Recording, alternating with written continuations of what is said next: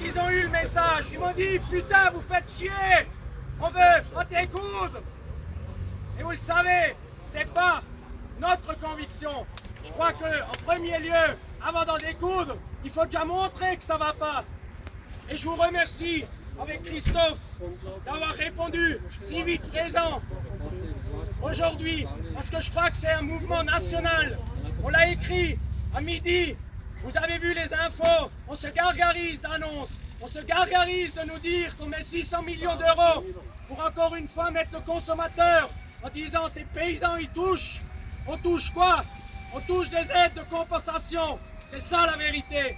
Si les gens se mobilisent partout, c'est pas pour se mobiliser, c'est pas pour avoir de belles casquettes et de beaux drapeaux, c'est parce que ça ne va plus.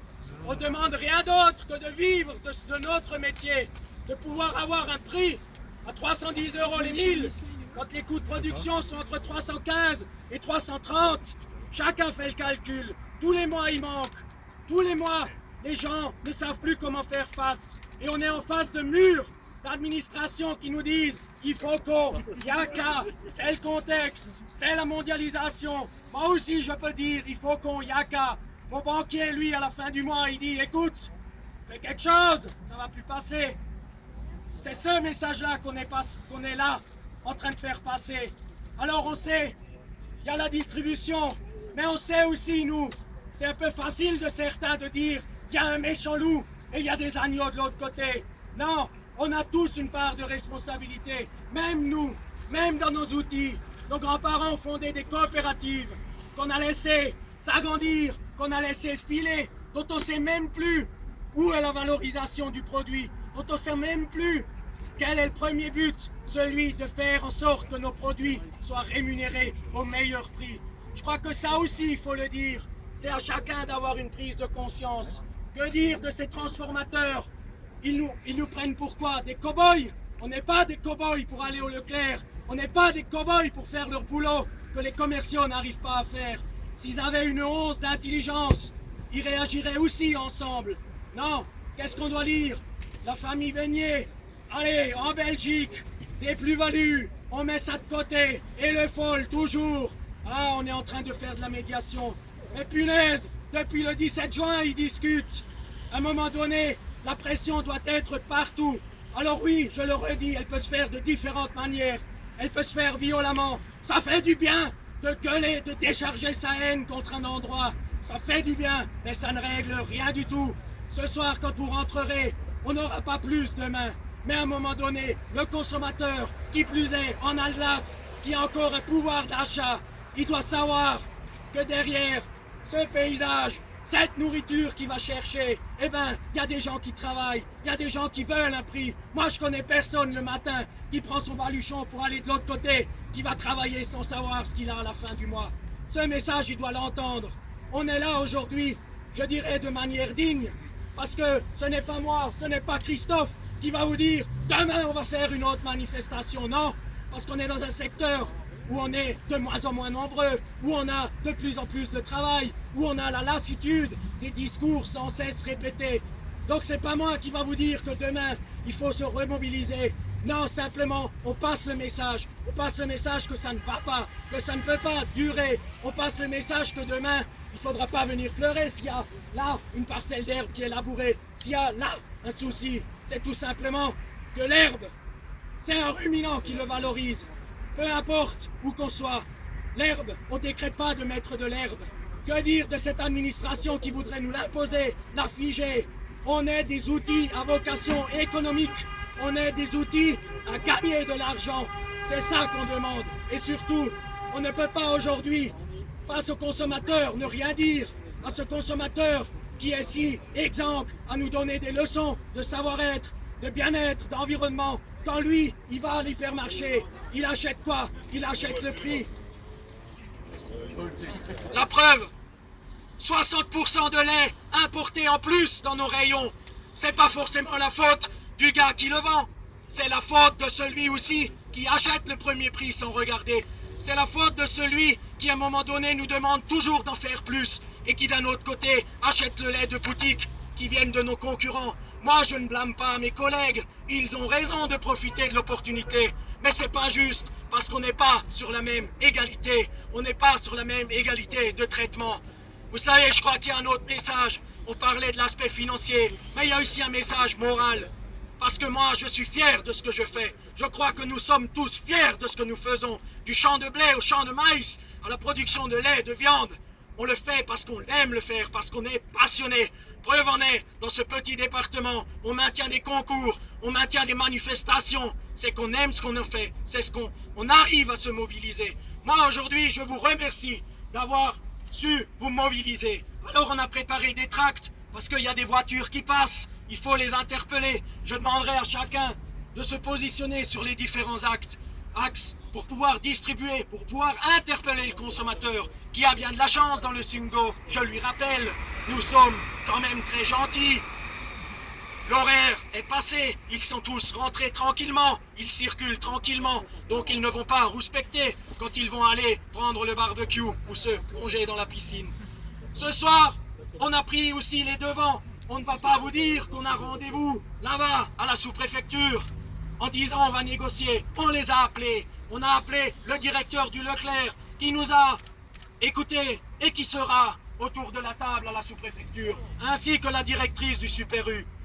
Oui, il faut le dire, on a des échanges. Après, chaque chose, voilà, à un moment donné, tout ne peut pas se régler comme ça. Et il y aura les services de l'État, dont on sait que malheureusement, on a beau répéter, on a l'impression qu'on a des autistes en face de nous. Mais c'est comme ça, c'est l'administration franco-française. Mais surtout, je crois qu'on est, je l'ai évoqué, on a la Suisse, on a l'Allemagne, on a un pragmatisme dans ce qu'on fait. Il y a des gens qui font de la vente directe, il y a des gens qui vont en circuit court, il y a des gens qui vont en GMS. C'est comme ça qu'il faut continuer à travailler.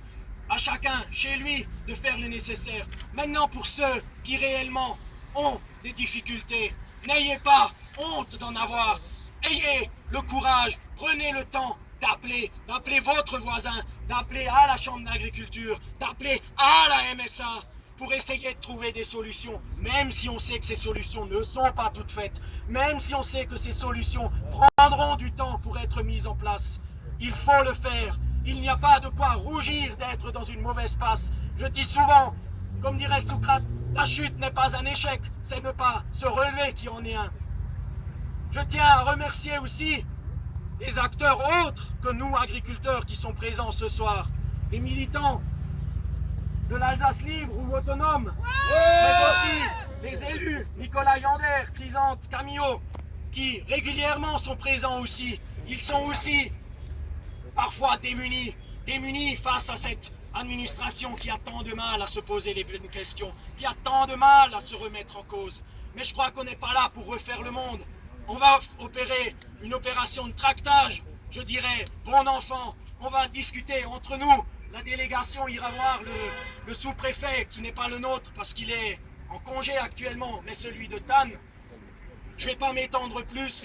Moi, je vous dis merci. Parce que s'il y a une chose dont on sait faire preuve, et que je dirais le monde politique en général devrait faire preuve, c'est que malgré nos convictions, malgré nos étiquettes, on a aujourd'hui une casquette FDSEA, il y a des gens qui ne sont pas syndiqués, il y a des gens de la coordination, mais on sait que quand il faut se serrer les coudes, malgré tout, on se serre les coudes et on répond présent. Et à cela, je peux que vous dire merci. Merci à vous encore d'être présents ce soir.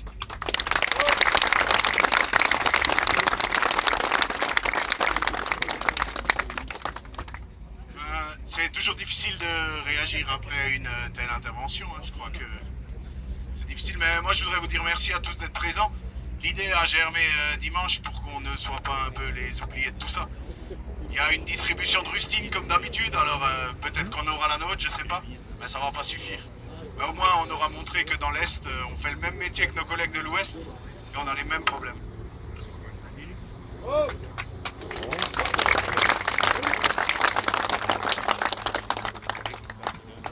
Avant de démarrer, permettez-moi déjà de vous remercier de votre sérieux, de cette merveilleuse organisation des jeunes, Sébastien, et de vous tous d'être ici présents de manière positive dans un contexte extrêmement compliqué. Alors je voudrais quand même remercier les élus. C'est la première fois qu'on voit même le maire de Mulhouse présent à nos côtés. Merci. Merci. Je crois que l'heure est grave. Il n'y a qu'à Paris qu'ils n'ont pas compris et pourtant ça fait quelques mois qu'on leur a expliqué.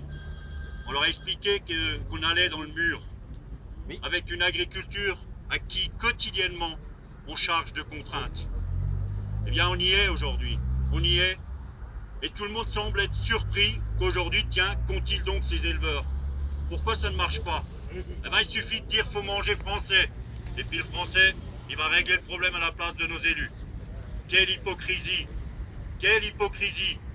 Oui, bien sûr qu'on a besoin du consommateur qui nous soutienne, mais derrière, il faut aussi mettre les règles en place pour que les cahiers de charges que nous imposent ne soient pas plus lourds que les cahiers de charges et les directives européennes interprétées en Allemagne.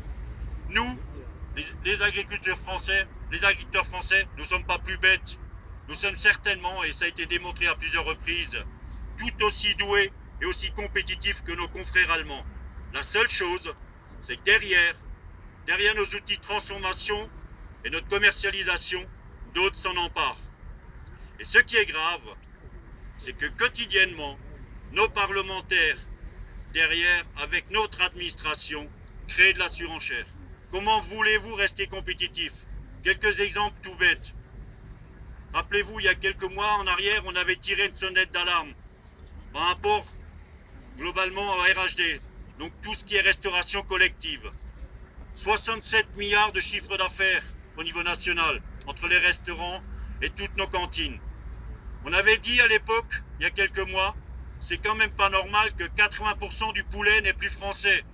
C'est scandaleux, il va falloir faire un travail. Eh bien malheureusement, on en a parlé gentiment, partout, à nos élus, à nos consommateurs, et rien n'a changé.